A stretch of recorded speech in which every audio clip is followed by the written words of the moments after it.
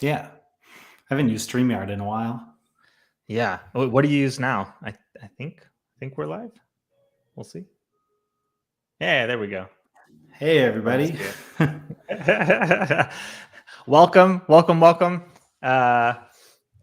We are here. We are live. Minimal issues getting up and going on this end. We got Brooklin Nash with us today, who's going to be talking about his journey from freelancer into running a agency that currently is doing about 1 million in revenue. I've appreciated some of the jokes on LinkedIn about, I didn't think we'd be at 5 million a year revenue at this point, and we're not. And we're not. That one never gets old. Totally. Great stuff. Well, I appreciate you hopping on. Thanks for joining us. Yeah, thanks for asking. I always love talking about freelancing, agency building in public. So this is fun. Like you said before we went live, like I feel like this could be a conversation we just had over Zoom, but I love that we can share it with folks and maybe get some questions. And yeah, sounds great. Absolutely. So kind of with that in mind, you started your journey as a freelance writer, if I understand that correctly. Is that accurate? That's accurate. Yeah. First 2 years, we were living abroad already. So I just kind of needed a job, any job that I could do from anywhere and make enough money to at least pay our way and start paying off some student debt. So yeah, I did all kinds of stuff for a few years, like social media management, product descriptions, copywriting, everything except like the design and creative stuff. That's never been my forte.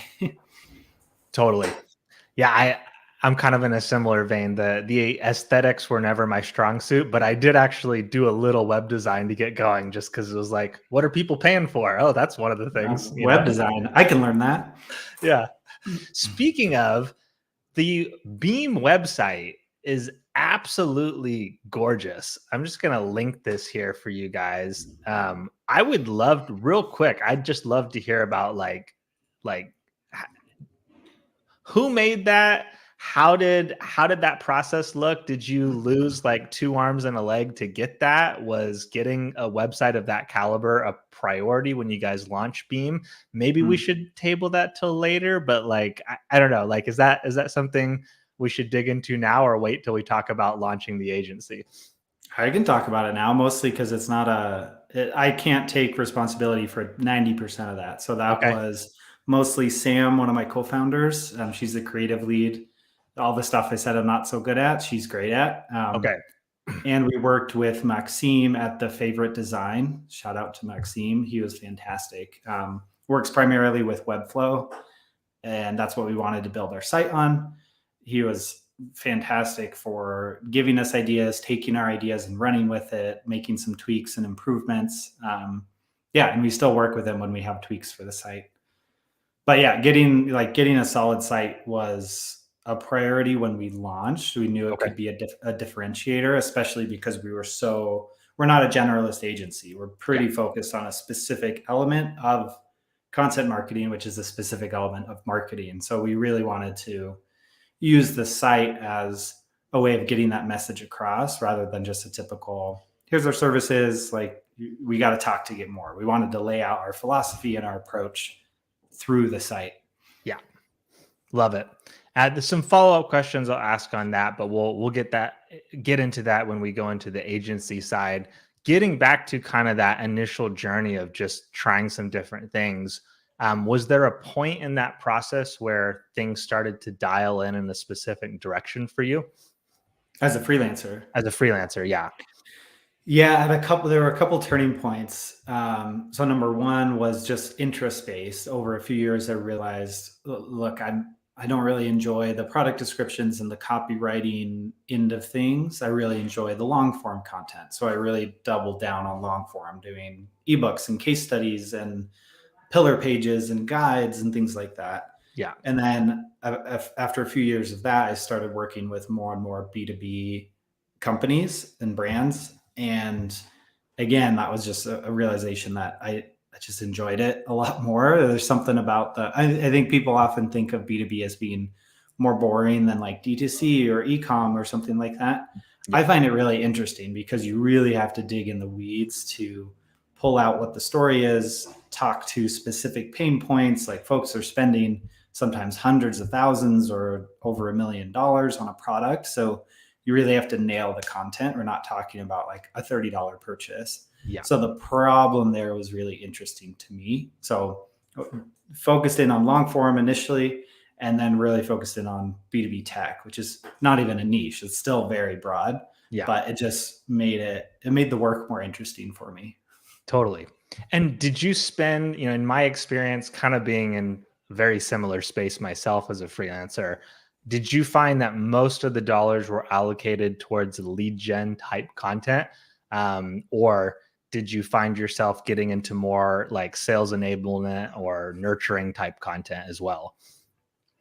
Yeah, that's a good point. So that's kind of that came later. This realization that there's a gap in what we saw, at least a gap in what marketing agencies and specifically content agencies were offering. Is the focus for the marketing team and agencies was the lead gen, and yes, that has a very big part to play. But more and more in my discovery calls and conversations with clients, I was realizing the bigger gap is that mid-funnel education stage and bottom of funnel, where it's the sales team is asking for XYZ, or our case studies really need some love.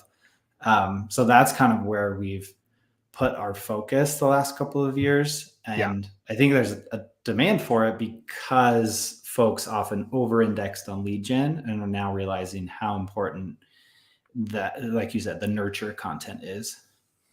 I'm curious on that end. Like, obviously, there's the churn rate problem that every SaaS company has at some point where they realize, we can't keep paying more and more per lead with the current, churn rate. And then they start to think a little bit more seriously about onboarding and nurturing and kind of like customer lifecycle marketing. I'm curious though, outside of that, are there any areas in the B2B space that you've seen that define demand for content that's other than like lead gen? Yeah, I think well, let's see if I can come up with a cohesive answer here, because I have a few different threads. Totally.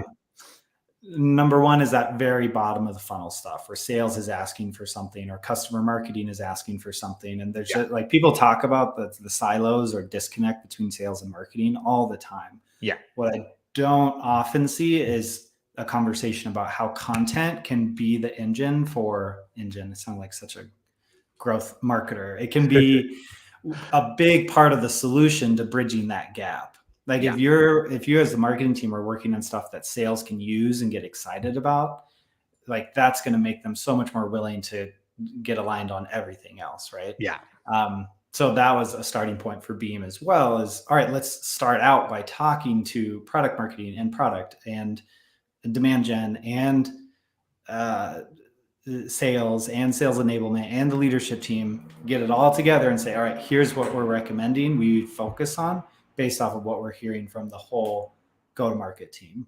Totally. And then the other side of it is like the efficacy of top of funnel and lead gen focused content. Like the quality versus quantity debate comes into this, but folks would be producing a lot of content for top of funnel to drive lead gen, but there really weren't quality leads. Like the drop off rate from MQL to SAL is crazy, right? Huge. So another big piece of what we work on is let's make content to support those top of funnel campaigns to drive basically more qualified traffic and more qualified leads into your funnel, so that you're partially solving that problem higher up rather than waiting to disqualify them like 2, 3, 4 stages down. Yeah.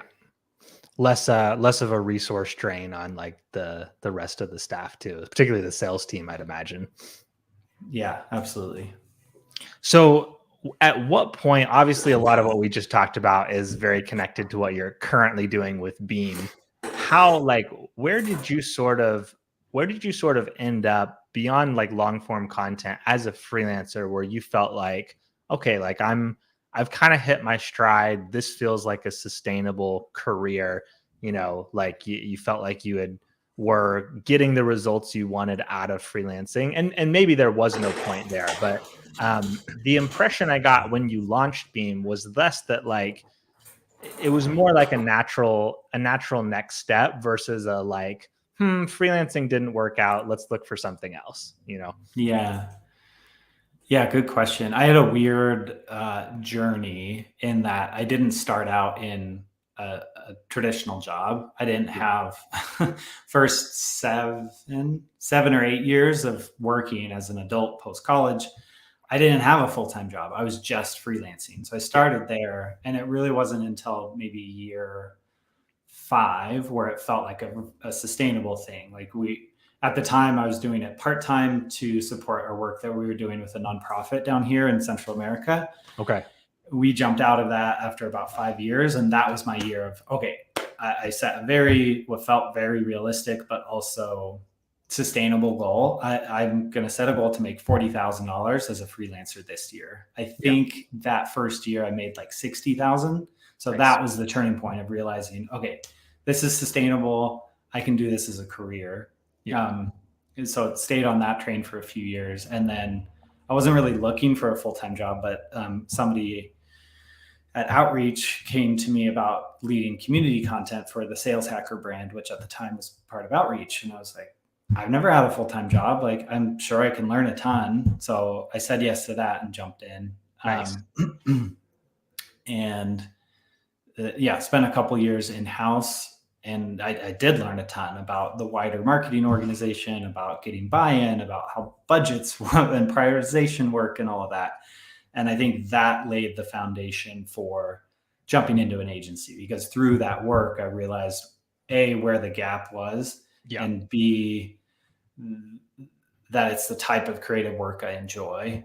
And C, what I learned about myself is this isn't for everyone. I don't mean this as a blanket statement or to denigrate full-time roles, but I realized that self-employment seemed like the better route for me. So I jumped out of the full-time role and spent a few months with my wife deciding, like, are we continuing freelancing? Are we going to start an agency around this thing? Should I get into consulting? Like, what does it look like? And we landed on the agency route, obviously. Totally. When you were doing that first year where you hit 60K as like really going full time at the freelancing thing, what were the challenges as part of that, that year? And what were the things that you felt had the biggest impact on you being able to hit your goals? Kind of like, what were the levers that you felt like, hey, when I push this lever, I get the outcome I want? Ooh, testing my memory here. I can't remember what the challenges were like 2 weeks ago. Let's see, Totally. like 5 years ago.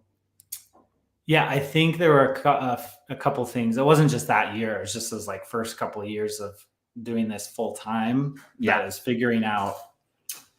This is going to sound like this is oft repeated advice. So this is not my advice. It's something I've seen to be true, and what a lot of very successful freelancers talk about. One, figuring out like where my focus is.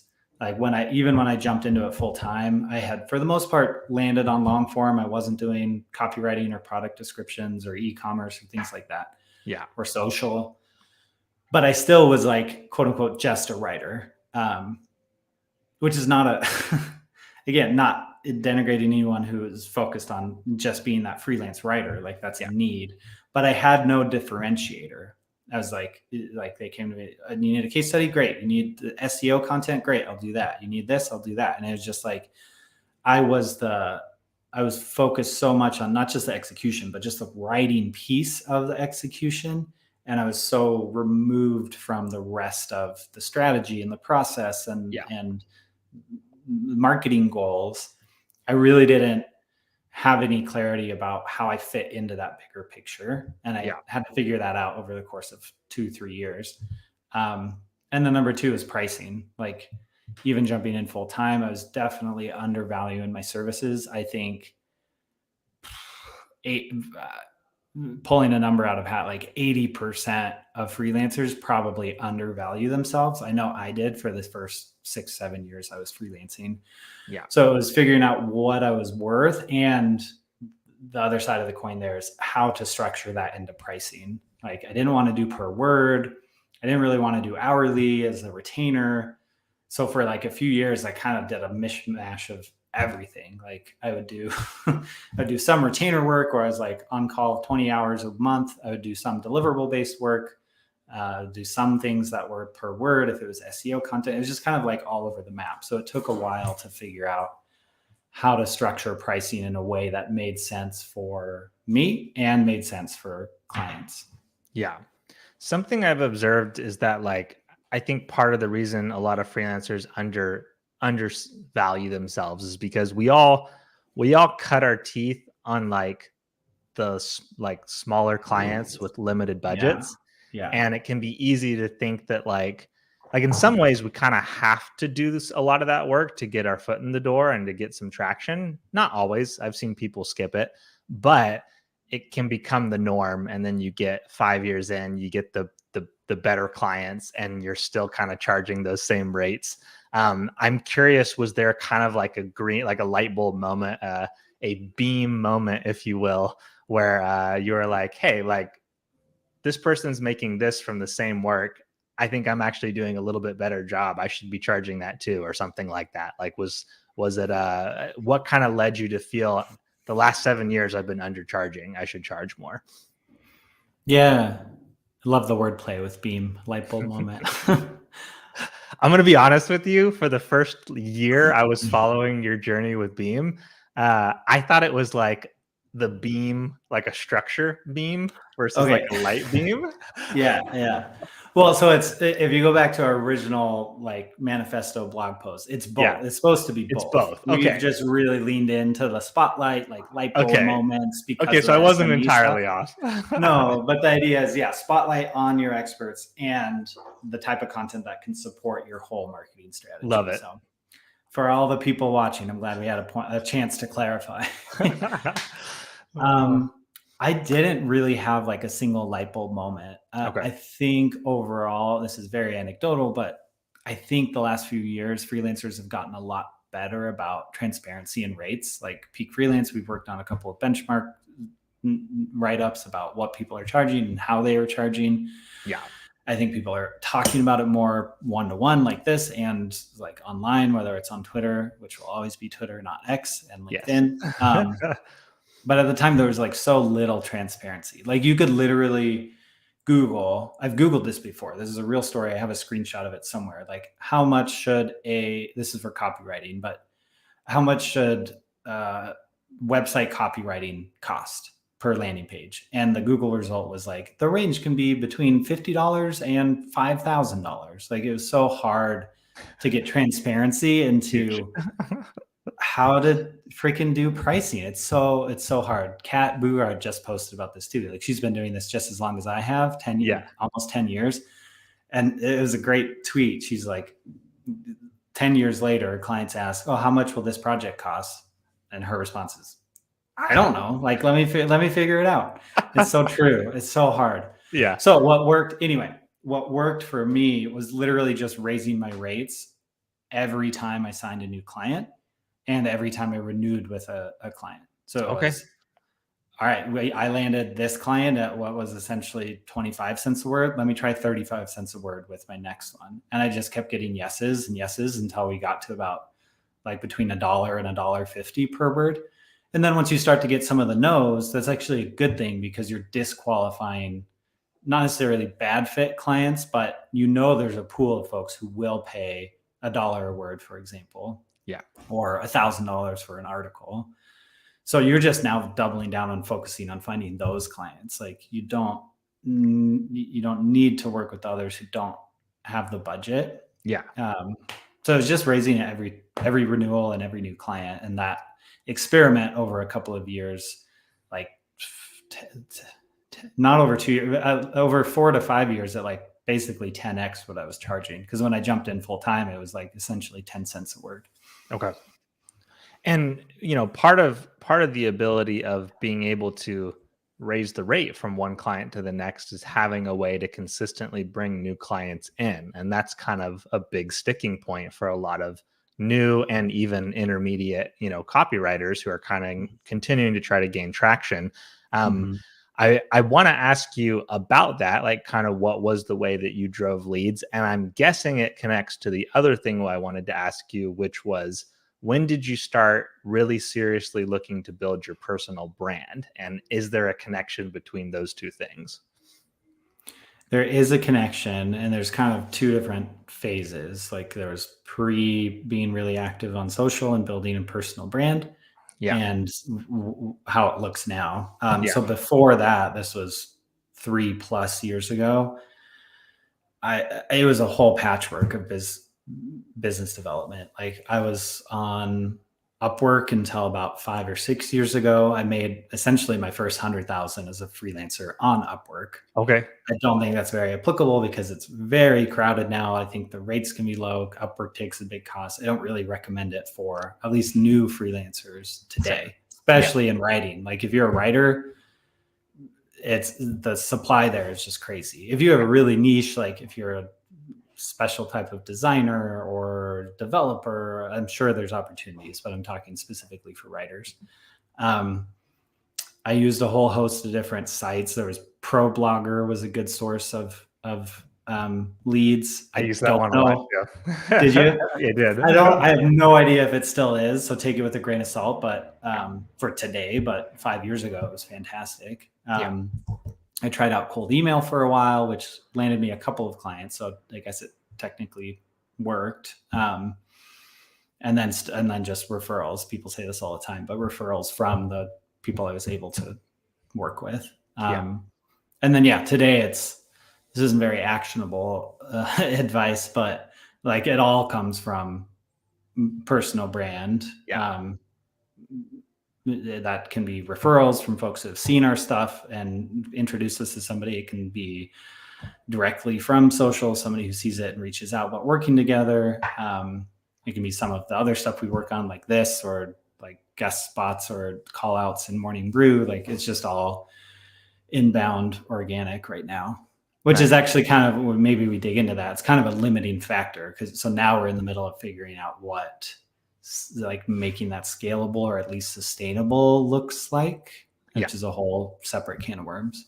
Totally. So kind of on that note, moving into, you took the in-house role, learned a lot. You and your wife are like, hey, let's go build an agency. Big undertaking. What did that process look like? And I'm curious, like on a scale of 1 to 10, how scary was doing that? So second question first, it honestly didn't feel that scary because we had built up a solid base of clients. I had kept working with a good handful of them while I was in-house. Like for those couple of years, it was 60, 70-hour weeks, which was not sustainable, which was part of the conversation of self-employment or going all in on self-employment or going all in on full-time employment. It couldn't be both and long-term for us. So with that base, it really didn't feel all that scary because when I quit my full-time job, we were making more from our freelance clients than I was making in my W-2. So we had that foundation. I do recommend that approach in general. Like if you're thinking about freelancing or you haven't had solid in-house experience, like just do both for a while. It doesn't have to be forever. It does make for long weeks, but spend a year or two doing that. And I think you'll learn a lot about what you want and what you can offer, and then make that decision from there. So I jumped out of full-time in October. We spent a few months kind of deciding which route to take, landed on agency route in January. Asked Sam, who I had worked with at my previous company, to join as our third co-founder with my wife and I and Sam. Nice. She joined in March, and she helped us get the launch ready and everything, the site and our messaging. Like we spent a lot of time going through our ICP, our pain points we were addressing, our messaging, our pricing, spent those few months on the website and the core offer and pricing and messaging around it, and then launched in June of 2022. So almost 2 years ago. Okay. Very cool. And when the launch, and given that you had a base of clients already, what did sort of the launch look like? Was that mostly just letting people know the agency existed? Were there some specific things you were doing in like transitioning how you worked with the clients into more of an agency like fit versus an freelance fit? Kind of what did that transition look like? Yeah, that was probably the most challenging piece. Well, there are two most challenging pieces, which we can get into subcontracting and finding freelancers if you want later. But first, it was making that transition with existing clients. So yeah, we essentially on the call like communicated what change we were making, what the plan was, communicated how that translates into continuity of service. And there were essentially three buckets. There were people we actually said we need to end the project on launch. So it ended in June or in May, the month before, because what we were working on with them didn't fit what our core focus was as an agency. Yeah. So at the time I was still working on a good amount of SEO content, which was a pretty big departure from, or what we were doing as Beam was a pretty big departure from that. So there were a couple of folks like that where we said, we got to stop this project. I'll introduce you to a few folks you can work with, and kind of parted ways. Bucket two was folks we communicated to about the change. There was a pretty, not huge, but a jump in pricing, and a couple of folks churned because of that, which we expected and counted on. And then there were a good handful of clients that we kept working with. They understood the change, saw what we were trying to do, agreed with our core approach, saw it as a need in their own organization, and we kept working together. And a couple of those we still work with. Like one of them, in fact, we worked with him at one company, and then he joined a different company last year and brought us into his new company. So we're working with both clients now. So it was a mix of reactions and realities. Very cool. In hindsight, is there anything you would have changed about that rollout, or did it go pretty much as expected, and as well as it could have gone?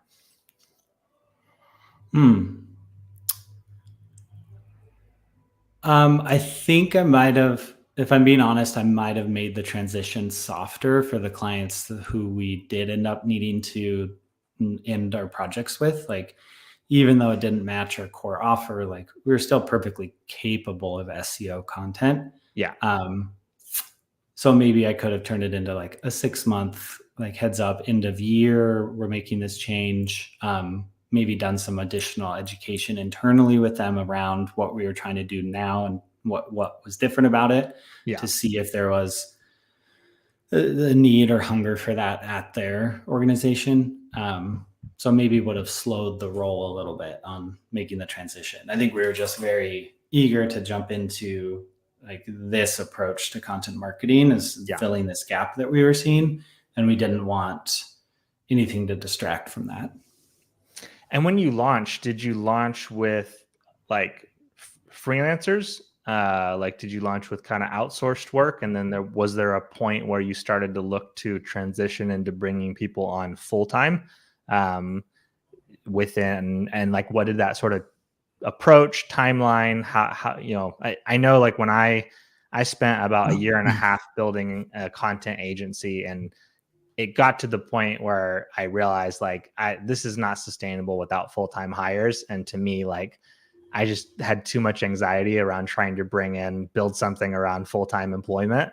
So I just realized it wasn't for me, but would love to hear kind of about how that looked for you. Cause that's a skill set that freelancers don't have, really, is hiring, managing, building an organization around human capital. Yeah, all of that I've just been figuring out as we go. Because like you said, I mean, I had exactly one direct report. I managed one person at my in-house company before jumping into starting Beam. So like, I didn't have that experience. But that was part of why Becca and my wife and I wanted to start Beam, is we spent 8+ years doing the creative work ourselves, we wanted a different challenge. What does it look like to set up the P&L and financial forecasting and a job description and one-on-one reviews and things like that. So that was part of the appeal for us. What it actually looked like, we brought in a contract head of content in the few months leading up to launch. And then I think it was the same month we launched, or maybe the month before, she came on as a full-time lead. So we launched with a full-time team of 4. And then we've since expanded that to 5 with a head of client success and strategy. So we always envisioned that first head of content role to be split into 2, one focused on project management and strategy, and one focused on editorial and execution. Love it. But yeah, we launched with 4, and then the writing work was a core set of contracted writers that we had built up over about 6 months leading up to launch. Awesome. And is the vision for the writing component to always be contract, or are you anticipating at some point wanting to do full-time hires there as well? Yeah, we go back and forth. No, that's too strong. We're pretty set on the contract approach to our writers for a couple of reasons. I say a couple of reasons, and now I'm trying to solidify what they are.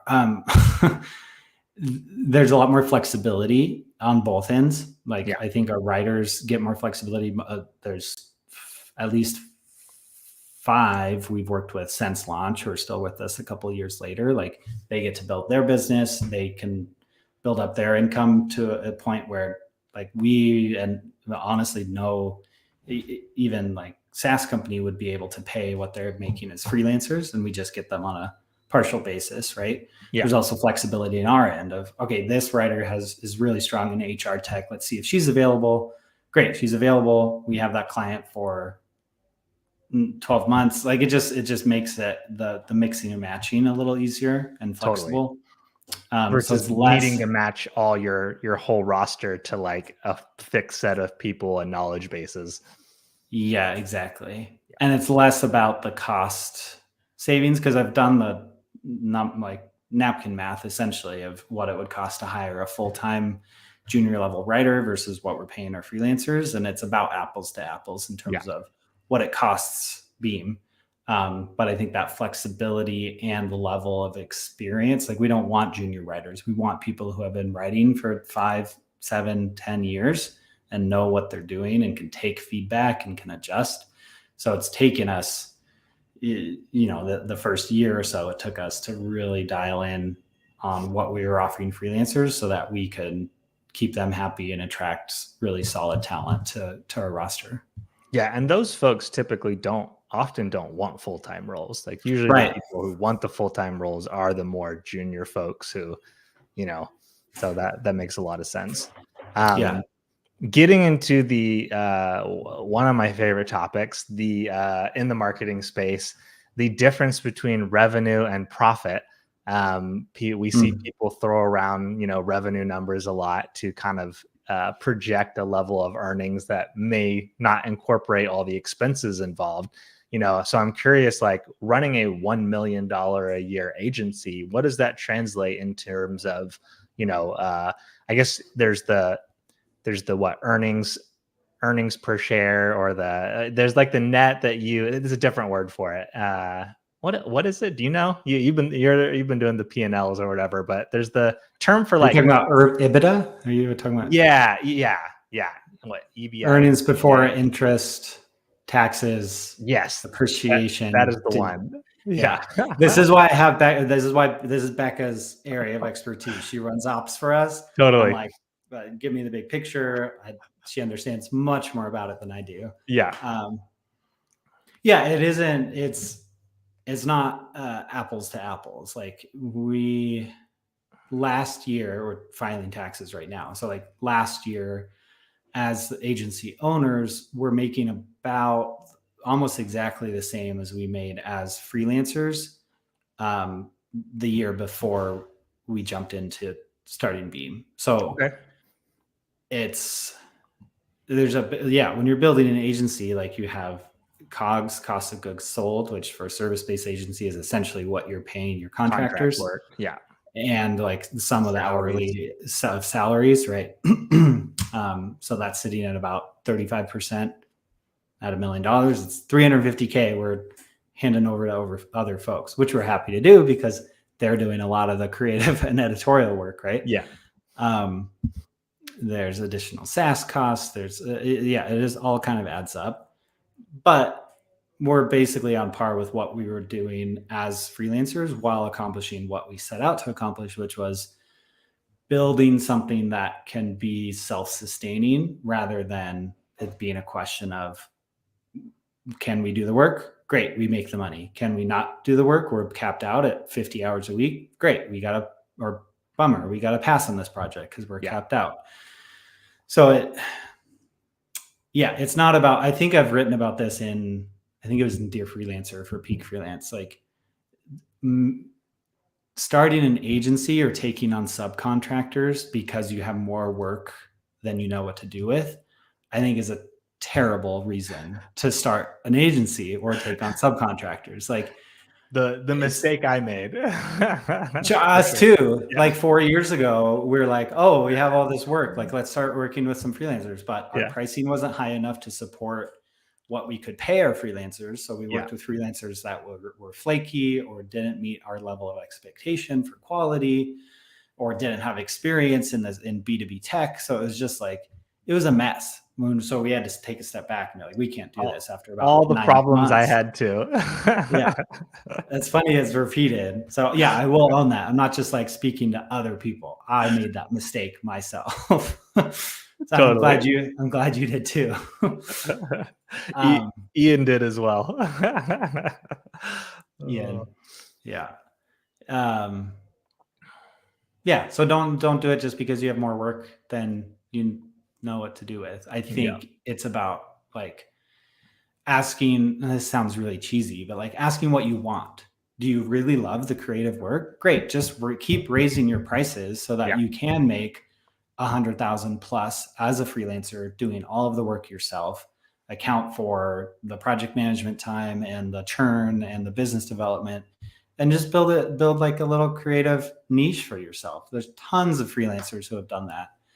If you're interested in digging into what building a business looks like, or working with other people, or training people, or documenting what's in your brain, then maybe look at an agency or start with a couple of subcontractors. Like there's no one right answer.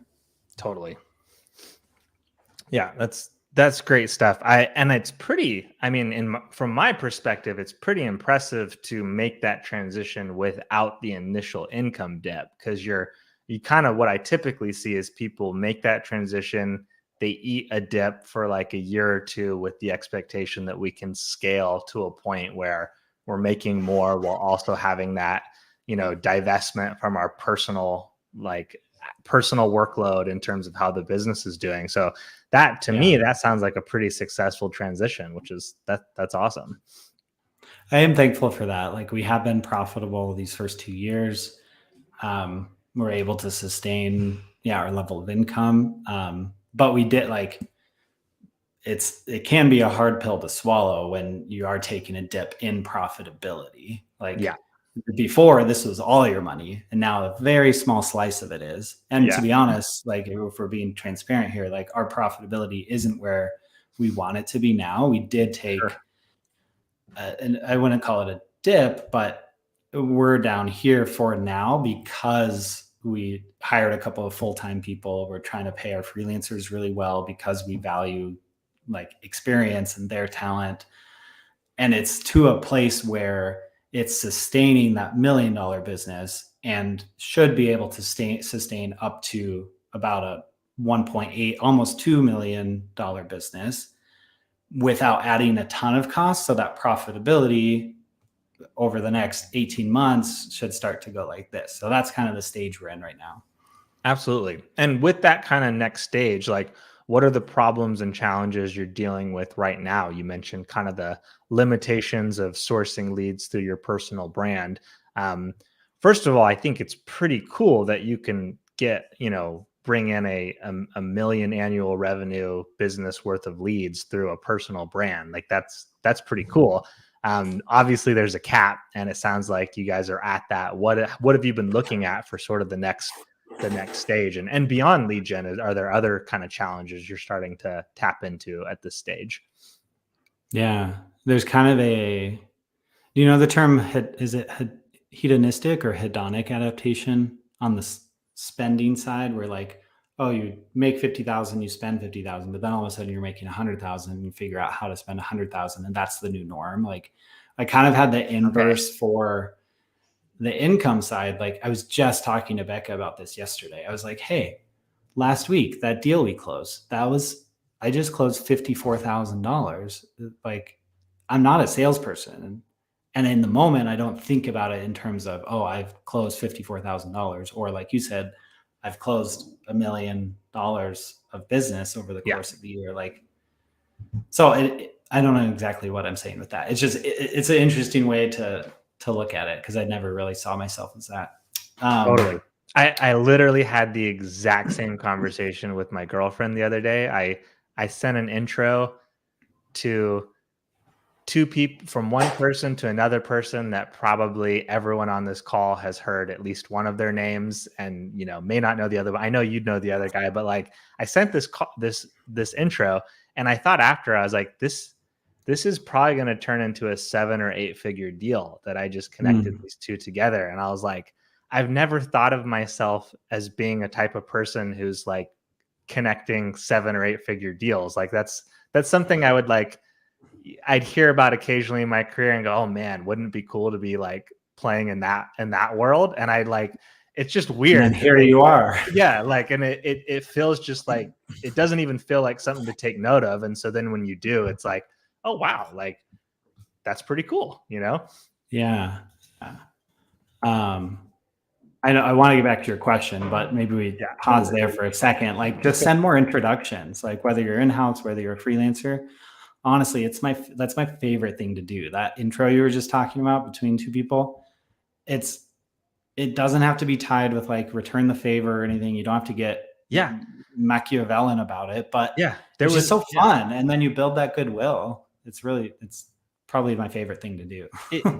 It's fun to like too, when you're, one thing I've always done throughout my career is when I see someone doing something online that I think is cool, I just reach out and try to start a conversation, and it's resulted in, like we were doing this challenge in Right Minds in February, where part of what I was committing to was pitching a new person, recording myself pitching a different person every day of the month.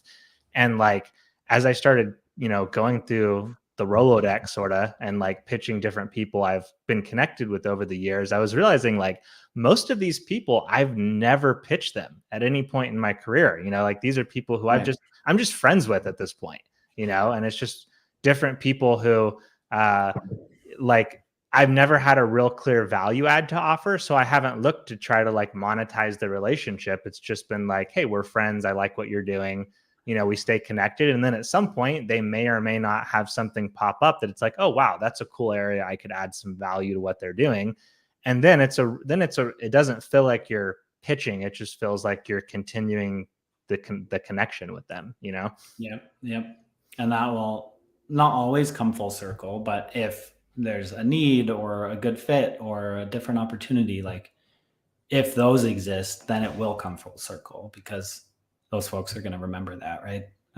And sending those, like whether it's the intros or the referrals, one of the like Joel Kletke had a really big impact in my early journey on just like in my perception of him, because he referred a lead to me, in like my first couple of years.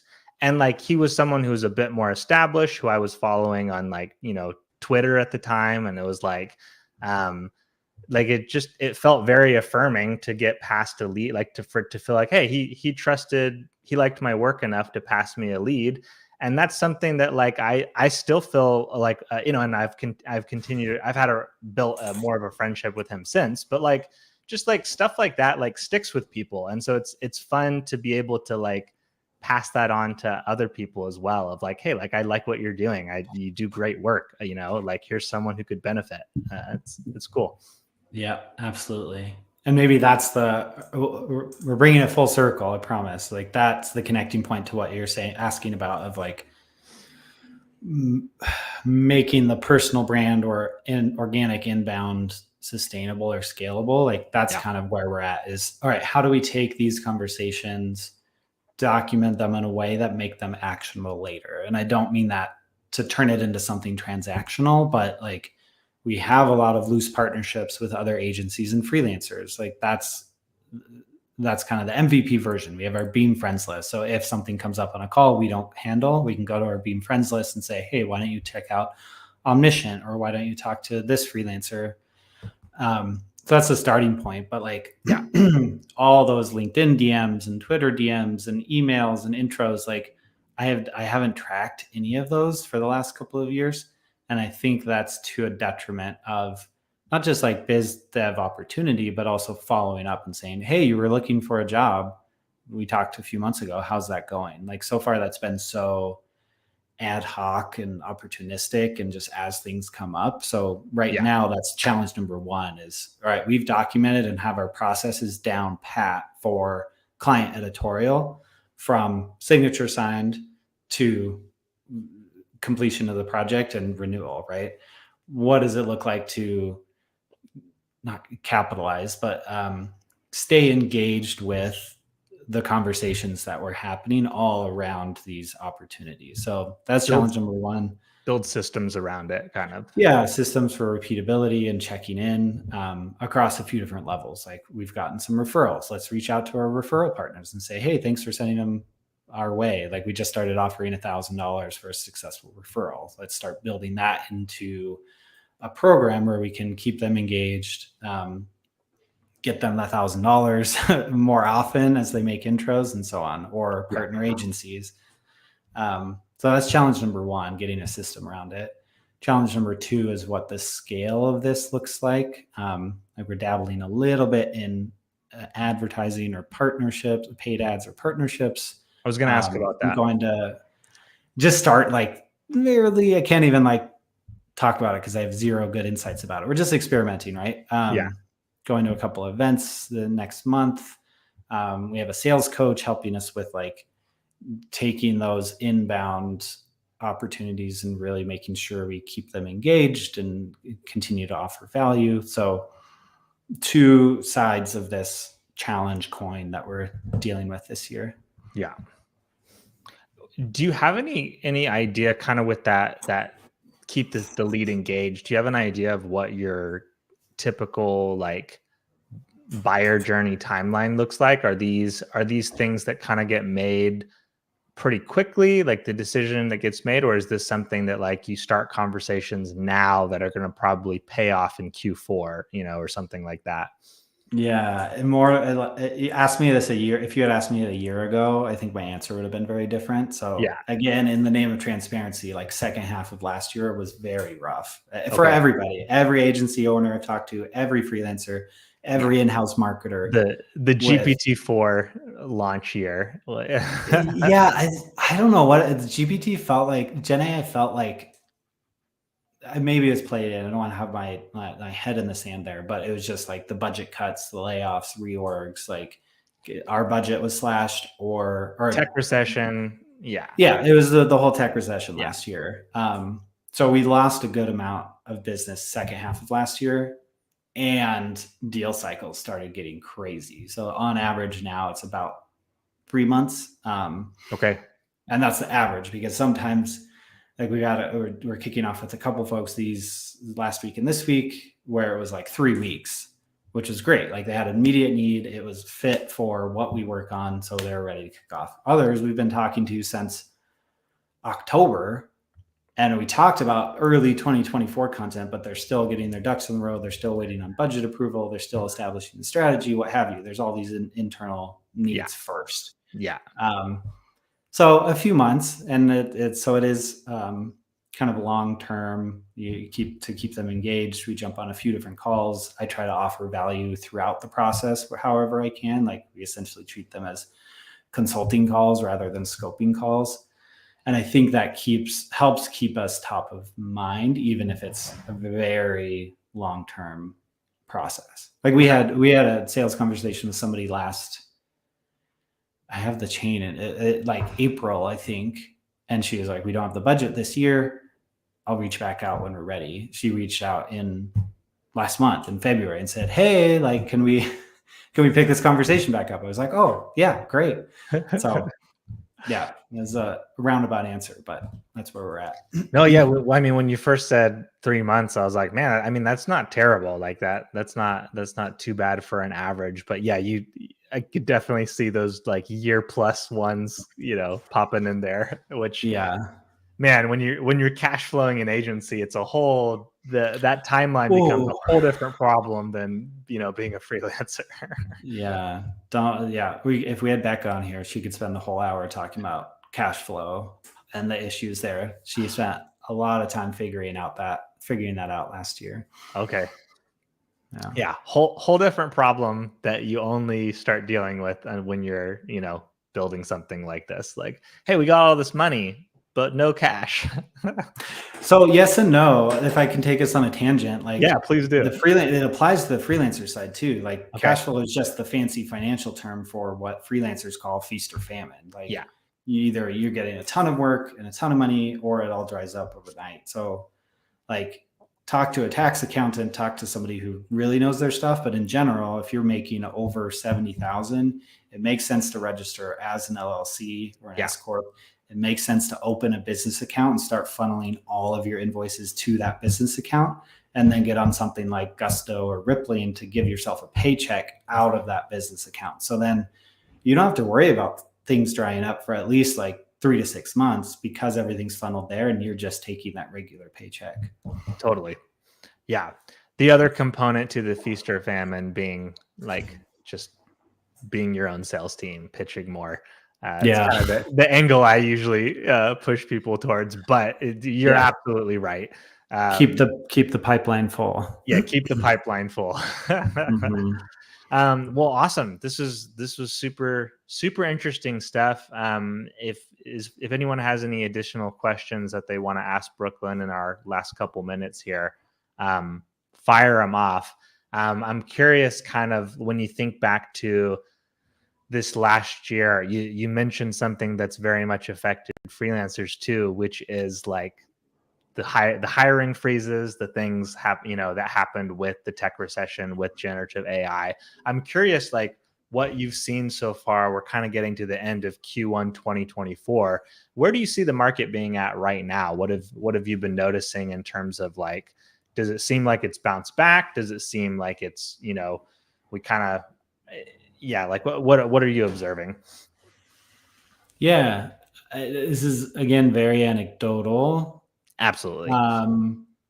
But I feel like this is the moment for freelancers, like for a few different reasons. Like the hiring freeze, they're still going to need marketing support, and freelancers are more flexible and more palatable than a full-time hire often. So the demand is there. I think a lot more people are doing side hustles and side gigs and trying out this self-employment thing, which is a benefit for everybody, because I think it's actually, at this point at least, like legitimizing the approach, and I think everybody can charge more.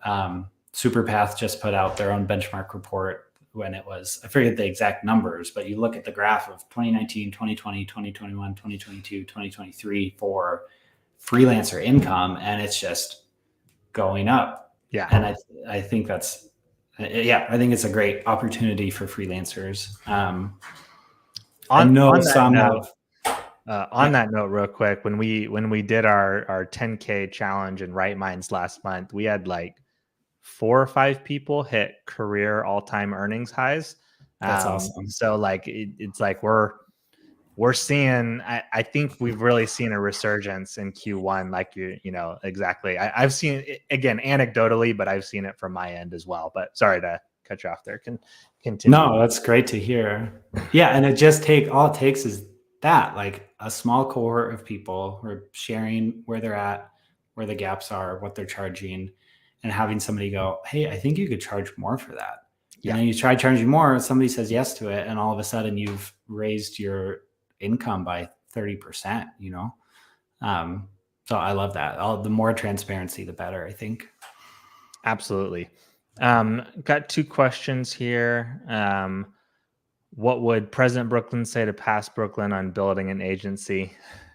Less of, like, I do less of this, more of that. Anything, any hindsight is 2020 thoughts? Yeah, Manuel, or Manu, I think he likes to be called. We've gone back and forth. Good to see you here. I think I would have let go of things faster. I think a lot of solopreneurs or like new entrepreneurs have this mindset of like, nobody can do it as good as I can do it, which sounds really cocky. It is really cocky. Like, you just got to let go of that BS, right?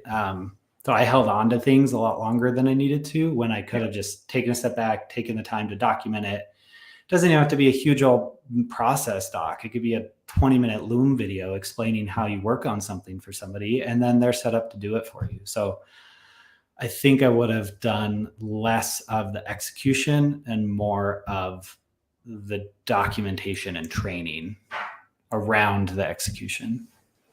Love that. Yeah, that's something I've struggled with at multiple points in my career, is like delegation. And when you're stepping into that agency CEO role, it's probably the single most important thing that you're doing is, you know, hiring, training, managing. Yep.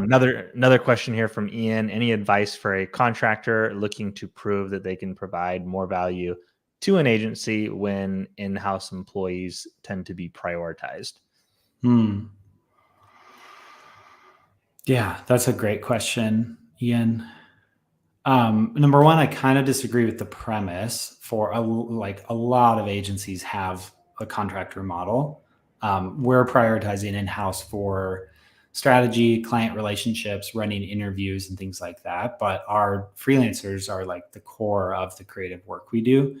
We talk about all the time how we want to keep our freelancers happy so that we can keep them on board for as long as possible. So hopefully that's encouraging. Like, that's not necessarily true about the in-house versus contract role. Providing more value. I feel like I'm going to sound like my 60-year-old dad with this, but like, I feel like we all grew up with this phrase of go the extra mile, right? And I think it's true in vendor relationships. Like, we try to do that with our clients. Like, if they have an ask and it's going to take us an hour, we're not going to like worry about it being out of scope or like charging them X amount for it. Like, we're just going to do it because we value this as a long-term partnership with our clients. And we try to look for that same level of involvement and dedication to excellence from our freelancers that we try to give our clients. So like, our freelancers, we'll give them for our own blog, we'll give them a topic, or they'll pitch a topic, and sometimes they'll go source like 6 of their own expert interviews for the piece. And I'm like blown away by it, when they could have easily just sat down and done something a little more vague and 10,000 foot level. Same for, just like going the extra mile and like communication. Like, hey, I'm taking time off for 2 weeks in 2 months. Like, just a heads up, there'll be a gap there. Like, yes, take your time off. It's awesome and fantastic when they communicate that clearly. And then just the flexibility of like just being willing to dig in, do the work, take feedback, and adjust to that feedback. Like, we have had to let go of freelancers because we gave them a few rounds, gave them specific feedback about where to improve. We didn't see that improvement, so we couldn't work with them anymore. So just like the flexibility and adaptability makes a big difference. Guys, like, if you can be someone who doesn't have to be given the same advice 2 to 3 times or more in a row, you will be ahead of like 95% of people out there. It honestly is crazy.